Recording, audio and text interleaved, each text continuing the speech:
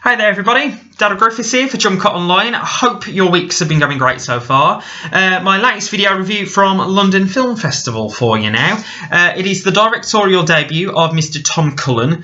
Tom holds a special place in my heart, not for just superficial reasons, of course. He's a bit of a snack, isn't he? Let's be honest.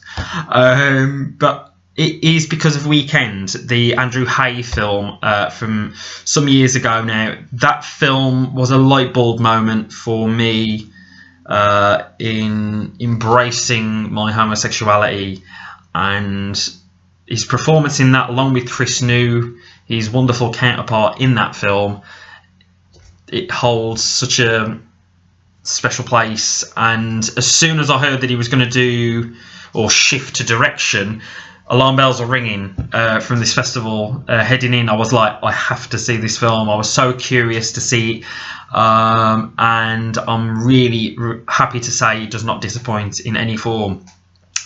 Pink Wall examines over a 6-year period, the relationship between Tatiana Maslany's Jenna and J. Duplass's Leon. Now, both of them have great ambitions. Jenna is looking to be a producer. She's a great organiser. She very much admits that. She doesn't quite fully embrace it in a way. And Leon is an aspiring photographer who's been confined to being just an assistant and hasn't quite made the step up. The relationship, at least in its early infancy, is quite euphoric.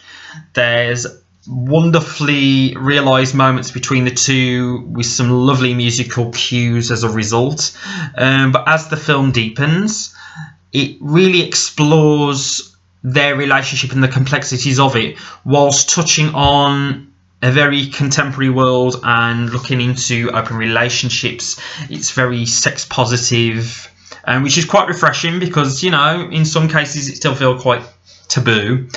And the way it explores it in such depth here is a tonic, I have to say. Tom Cullen, as a director, he admitted in the Q&A after the film that he made this in 9 days. And then when you look at how assured and confidently realised this film is, it's quite remarkable how he's achieved this. There is, in certain club sequences, as I mentioned before, there's a great euphoria, but with its disorientating camera work, and there's a feverish energy that sort of consumes the frame, and the characters encapsulate that, particularly Jenna. And there's a great playfulness between Jenna and Leon. Maslany and Duplass performances, they're so natural, so raw. They convey their struggles or inner struggles in such a beautifully articulate way. And the way they bounce off each other is so authentic and believable, and both performances are stellar. And the way Cullen observes it is gorgeous. And there's one particular sequence that absolutely knocked it out of the park for me. It is a dinner table sequence.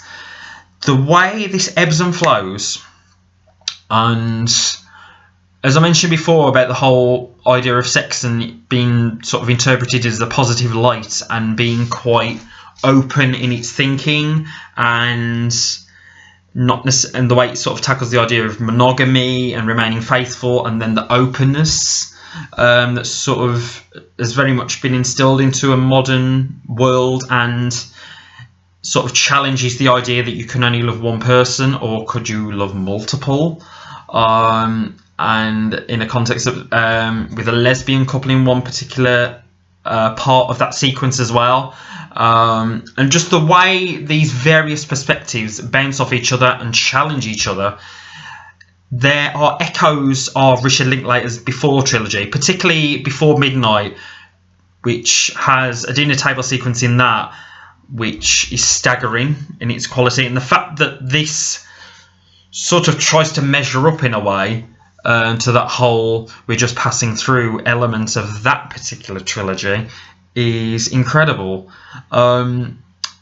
Just Cullen, I can't praise this film enough, I have to say. It was just so impressively realised. The relationship is just You know, you see so much of yourselves within these characters and their insecurities, and particularly in the music as well. I think it really captures the way these characters are feeling, like the initial stages with like thumping electronica in the clubs, and the way it slowly dials it down as these emotions deepen and they turn the air blue, and then emotions turn blue in a sense. There's a lot of melancholy and insecurity and regret that creeps into their minds and hearts, and the way the music riffs on that and plays on that is superb.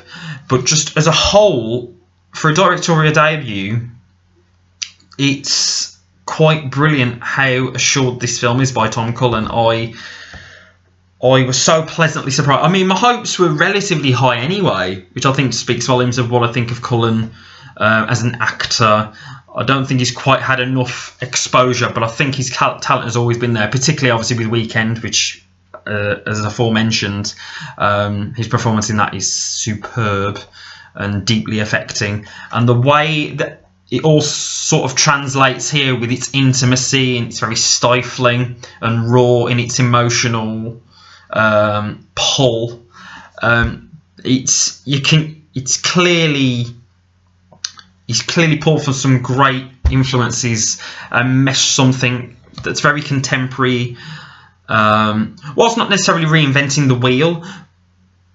The themes that it embraces is just superb. And Pink Wall, I really hope it really breaks through to a mainstream audience beyond the festival circuit. I believe it's out in November, so fingers crossed it gets some sort of decent release in the UK, because I think it thoroughly deserves it. I think it's a great drama, echoes of some wonderful rom-com, influences as well, but I think it's just so naturalistic.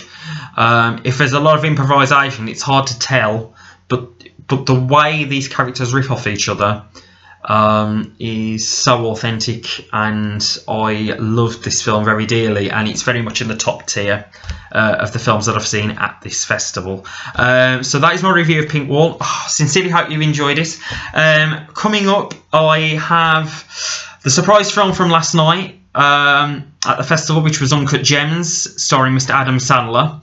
Admittedly not the biggest fan of Adam Sandler. He has starred in some trash, but I'll hint that this is a diamond of a performance that he puts in the Safdie Brothers Uncut Gems. Martin Scorsese's The Irishman, of course. I still need to cover Taika Waititi's Jojo Rabbit and Robert Eggers' The Lighthouse, so be sure to look out for those in terms of a video review context. And of course, Jumpcut Online, Facebook, like our page, Twitter, Jumpcut_online, and the website itself, where you'll find my written reviews, as long as various other writers like Sarah, Dave, Lucy, Barry, Ben. We've really tried to cover as much as possible. We're working our asses off for you guys to try and get it all covered in as extensive as possible. So be sure to check out our reviews on the website. But for now, I've been Darryl Griffiths, and I will speak to you soon, guys. And thank you for watching. Take care, and bye-bye for now. See you later.